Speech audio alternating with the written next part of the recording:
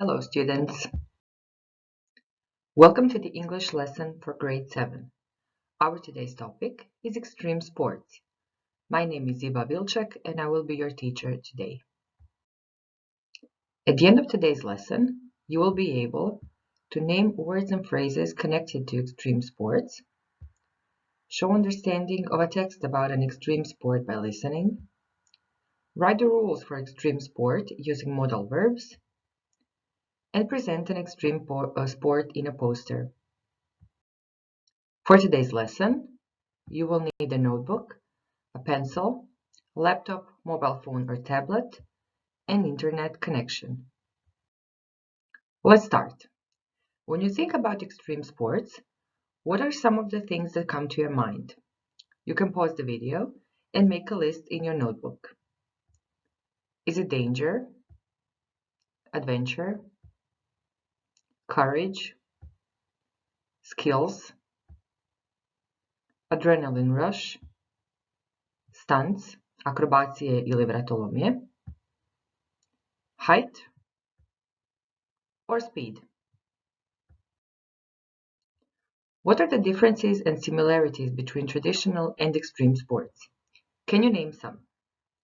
For example, traditional sports take place in a controlled environment, for example, gym or a course, and extreme sports usually take place in an uncontrollable environment. For example, you can't control the weather or different uncontrollable terrains such as water or mountains. These conditions usually affect the outcome of the sport. Traditional sports include some kind of formal training or coaching, and even though in extreme sports there is some kind of training, this is usually reserved for amateurs. When it comes to judging, in traditional sports, judging is objective, so we judge the outcome by distance, time, score, or speed. In extreme sports, judging is usually based on aesthetic criteria. Traditional sports are usually played in teams, and extreme sports are solitary. In traditional sports, there is no high risk of severe injuries, like in extreme sports. And another big difference is that in traditional sports, you can earn money. On the other hand, you won't profit much by doing extreme sports. What are some similarities? So you need skills to be able to perform traditional and extreme sports. You need motivation. Both are connected to the feeling of adrenaline rush, and you need physical abilities to be able to do the sports. We said that extreme sports include severe injuries. What do you think about people who engage in these kinds of sports? Are they reckless or courageous? What does reckless mean? It means that a person acts in a way which shows that he or she does not care about danger or the effect their behavior will have on other people. Courageous means the same as brave. Even though it might seem that people who engage in extreme sports are risk takers, they are actually highly trained individuals who know their limits as well as the sport and the environment in which the sport takes place. What do you think is the motivation behind practicing extreme sports? Is it a feeling of adrenaline rush and the excitement these sports bring, or something else? Many people who engage in extreme sports say that every experience they have is life-changing and brings satisfaction. They also say that every time they practice the sport, they test their own limits and get a feeling of self-improvement.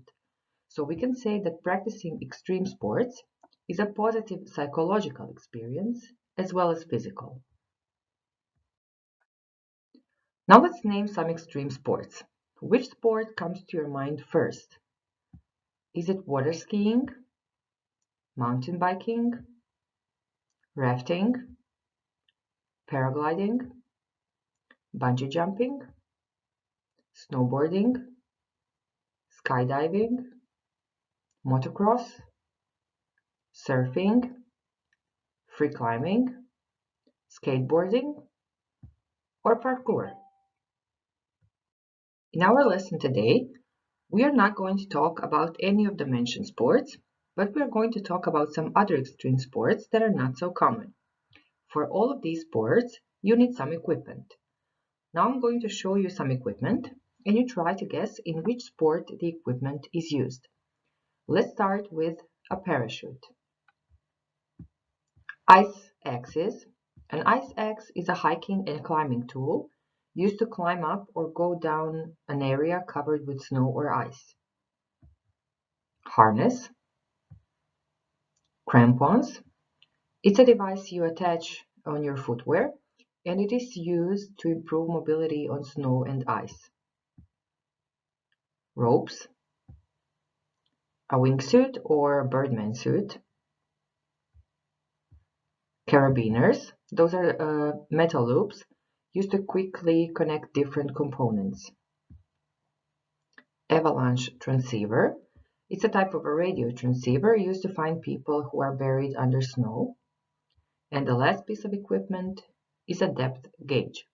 This is a device that measures water pressure and the distance from the surface. Can you guess in which sports this equipment is used? We are going to start with ice climbing. Contrary to the belief that you can do this sport only in winter, you can actually do it all year round. You can do it on frozen waterfalls or on glaciers, and you can even do it inside on man-made ice walls. Some ideal locations are frozen waterfalls of northern Italy, Norway, Canada, and Iceland. And for this sport, you need insulated ice climbing boots, crampons, ropes, harness, helmet, ice axes, carabiners, and gloves.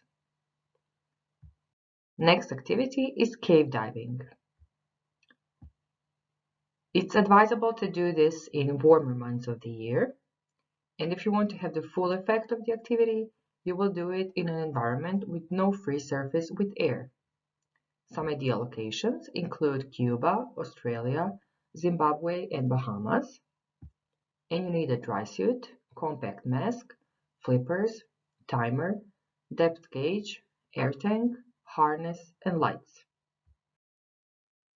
Next we have heli-skiing or heli-boarding. It's actually just regular skiing or boarding, but you need a helicopter to get you to your starting point. So you have to do it when the weather is good, because otherwise the helicopter won't be able to take you to the top of the mountain. You have to do it in remote areas of untouched snow, called powder snow. And some ideal locations are Alaska, British Columbia, Switzerland, Russia, and India. Equipment you need are skis or a board, gloves, goggles, ski boots, avalanche transceiver, probe, shovel, avalanche airbag backpack, helmet, and harness. Zorbing is a very popular sport nowadays. Why? Because you can do it anywhere. You just need to have a wide terrain, mild slope, or you can even do it on water. You can do it when the weather is good. And you just need a PVC transparent ball and harness. Volcano boarding is also a very popular sport. When to do it is not specified, but if you really want to have the full effect of the sport, you can do it on live active volcanoes. Ideal locations are volcano in Nicaragua and volcanoes on Fiji. You need a wooden or metal board, protective jumpsuit, and goggles. You can do it either standing on the board or sitting down on the board. And the last one is base jumping. It's similar to skydiving, but you don't jump out of an airplane. You have to do it when the weather is good, and you have to be as high up as possible. Some ideal locations include the Eiffel Tower, Table Mountain in South Africa, and the mountains on Zakynthos Island in Greece. You need a parachute backpack or a wingsuit, goggles, proper footwear, and a hard shell protective helmet. Now that we know some sports and their description, as well as the equipment used, we are going to do a quick revision task. In the task, you have to sort out the words you are given into 6 sports. You can now pause the video and copy the link to your device. In the activity, as I already said, you have to sort out the words into 6 sports. We are going to read some examples. For ice climbing, you need crampons and ice axes, and you can do it on frozen waterfalls. Cave diving, words connected are dry suit, air tank, environment with no air. Heli-Skiing, powder snow, Avalanche Transceiver, and a helicopter. For zorbing, you need a PVC ball, and you can do it on a mild slope. Base jumping, equipment used is a parachute or a wingsuit. And volcano boarding, you need a wooden or metal board, and you can do it on live volcanoes. Which of the mentioned sports do you find the most dangerous one and why? Would you like to try any of these sports? What do these sports require? What kind of physical ability? Take a minute to think about these questions. Now we are going to move back to one of the most popular extreme sports. It is skateboarding. We are going to listen to a famous skateboarder, and while listening, you have to answer these 5 questions. Why did he decide to take up skateboarding? What kind of physical ability do you need for skateboarding? How can you prevent injuries? What does he advise to beginners? And what does skateboarding allow you? Listen carefully. I have always loved sport. I remember running around chasing a ball ever since I could stand on my feet. At age 5, I joined a football club but soon realised that football wasn't what I needed. I joined every sports team in my town and tried every sport there was, but nothing really satisfied my needs. I wanted something different. When I was 8 years old, a skateboarding competition was held in my town, and that's when I fell in love with skateboarding. I got my first skateboard for my 9th birthday and I started practicing. At age 15, I joined a skateboarding team and started training professionally. I know that a lot of people don't think skateboarding is a sport, but to practice it, you must be extremely physically fit. You actually need more energy and stamina than in a number of other sports. What I love about skateboarding is that it gives you the opportunity to be creative and show off some innovative tricks. As a professional skateboarder, I practice every day of the week for a couple of hours. So far, I have had some injuries, but nothing severe. However, skateboarding can be dangerous if you are not careful. That's why you should always practice with a helmet and pads. What I would like to say to anyone interested in taking up this sport is you must never practice alone. Always have an adult close to you.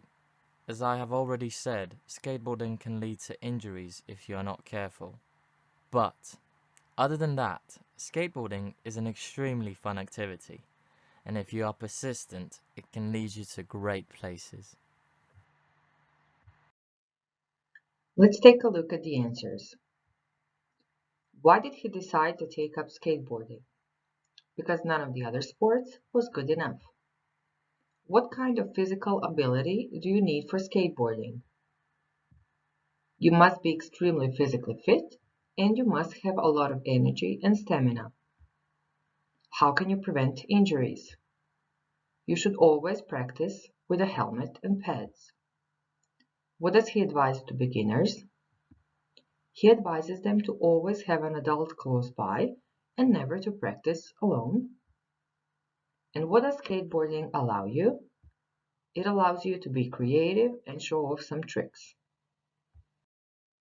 As you could hear in the recording, there are some rules of this sport, and also the skateboarder gives advice to other people. Let's read some sentences. You must be physically fit. You should wear a helmet and pads. Skateboarding can be dangerous. And you may get hurt if you're not careful. Let's take a look at another example. Base jumping. You can't be afraid of heights. You must have proper footwear. You mustn't jump during strong winds. And you should have protective body equipment. Do you know what the name of the verbs written in blue is? These verbs are called modal verbs, modalni glagoli. When we use modal verbs, it is important to keep in mind that they have the same form for each person and that they are followed by an infinitive form of the main verb. Dakle, kada koristimo modalne glagole, trebamo paziti na to da oni imaju isti oblik u svim licima i da iza njih slijedi oblik glavnog glagola u infinitivu. What do we use modal verbs for? We use them to express ability, and we use the verbs can or can't here, and we can also use their past forms could or couldn't. For example, he can skate very well. To give advice, we use should or shouldn't. You should wear a helmet when you go skateboarding. To express obligation, so something that is necessary to do or to happen, we use must or have to. You must have proper footwear. To express possibility, we use may, might, or could interchangeably, and we can also use the verb can. You may get injured if you're not careful. To ask for permission, we use can, could, or may. May I try this helmet on? Now you can pause the video and copy the link to your device. In the task, you have to fill in the sentences with the correct modal verb. Let's do the task together. You shouldn't eat a lot before you go zorbing. You may get sick. You mustn't go base jumping without proper footwear. James can skate very well. He's like a pro. When you go volcano boarding, you must climb to the top of the volcano. You can't be afraid of heights if you want to go skydiving. You should warm up sufficiently before starting any activity. If you are not careful, you can get seriously injured. You mustn't imitate stunts you see on television.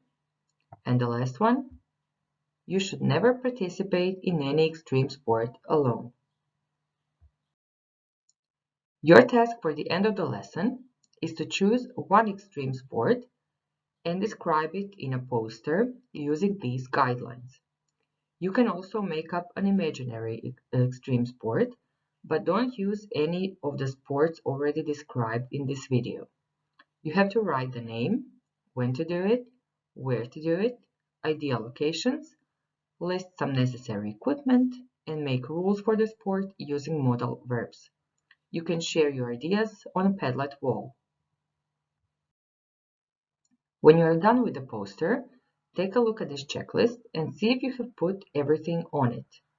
I have written the name of the sport. I have written the time and the place to do the sport. I have listed ideal locations. I have listed the necessary equipment.